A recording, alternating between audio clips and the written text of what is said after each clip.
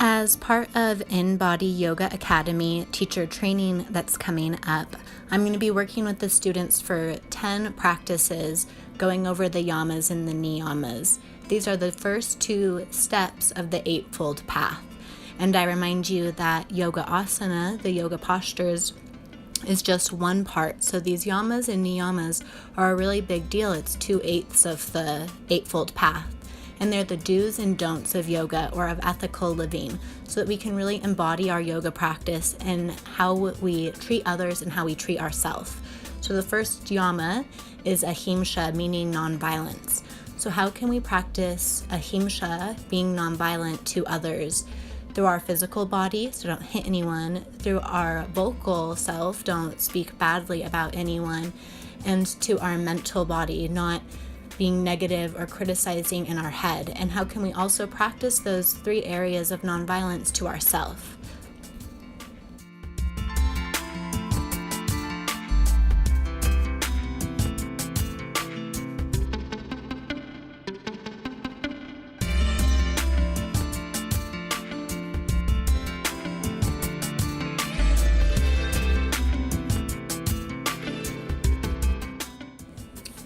During this teacher training, we're also going to break down how to build a yoga class and sequence it intelligently so it's therapeutic, and how to weave a theme in throughout that yoga practice so the students are really learning how to live their yoga practice both on the mat and then how to carry it off and inspire them to really practice the principles of yoga.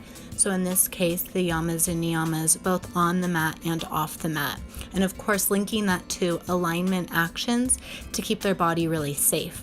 So the first week, we're going to be going over Ahimsa, nonviolence, and this is the sequence, sped up super fast and with the little toddler running around, that we're going to be going through. The alignment action is going to be engaging the muscles and also the foundation of the hands and the feet. The hands and the feet, if they aren't intentionally placed, can lead to injuries. Same with the muscles. If you don't support your body with your muscles, you can injure yourself.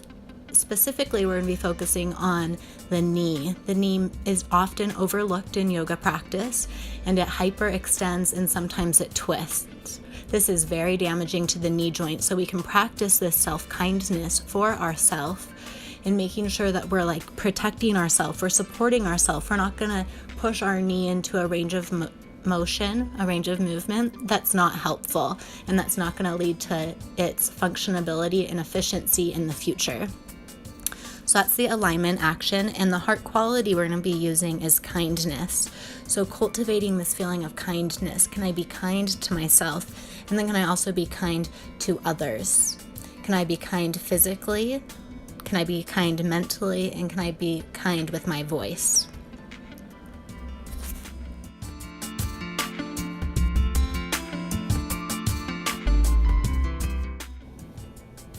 How do you practice kindness on your mat, off of your mat? It's a really good thing to think about to help us embody this teaching of Ahimsa.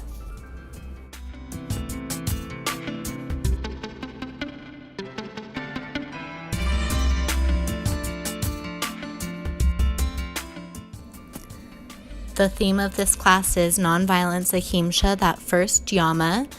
The heart quality is kindness. And I like to wrap in an anecdote there so the students can see it in a more relatable thing. It's not just this passage from a book that was written so long ago in a different language, but how I see it in my life so that they can look for it in their own life, I find is really helpful. So for me, practicing Ahimsa, something that I'm noticing in my daily life is how I show up with my children.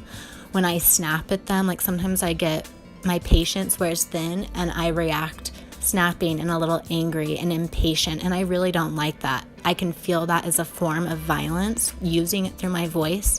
And so that's something I really try to work with my children as a way of practicing my yoga. I also see that come up mentally in my head with my children or my husband, right? These close relationships that we're in, just like our relationship with our body, really is an opportunity for us to practice how we show up in all our relationships. But those close relationships especially are a chance to look at yourself in that mirror. So in my husband, sometimes I'll start to notice these negative comments in my head happening. And it's like, am I feeding those negative comments? That's hurting. That's like a violent thing for our relationship. Or can I witness it as violence and choose Ahimsa and to practice building up those kind affirmations in my head for him? I can also see this in my body. Like, how do I feed my body? How do I think about myself? How do I speak about myself? So there are so many ways that we can be taking this practice of yoga, this first limb of the Eightfold Path, just 1/5. There's 5 other yamas that we'll be going over. So I'd like you to think about that. How do you practice nonviolence in your life? How do you practice nonviolence physically? How do you practice nonviolence vocally? How do you practice nonviolence mentally? How do you practice this with other humans? How do you practice this with other sentient beings? And how do you practice this with yourself?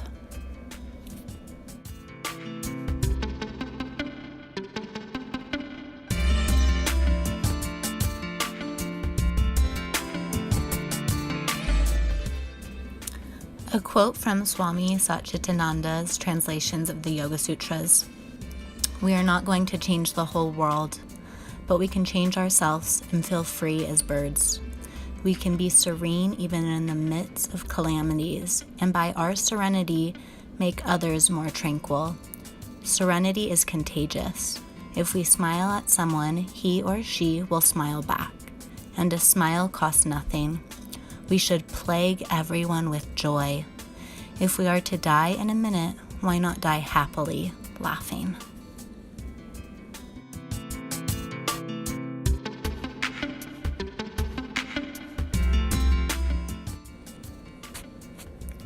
Thank you for watching. If you have any questions, please leave them in the comments below. And if you're in the InBody teacher training program, I look forward to seeing you Saturday.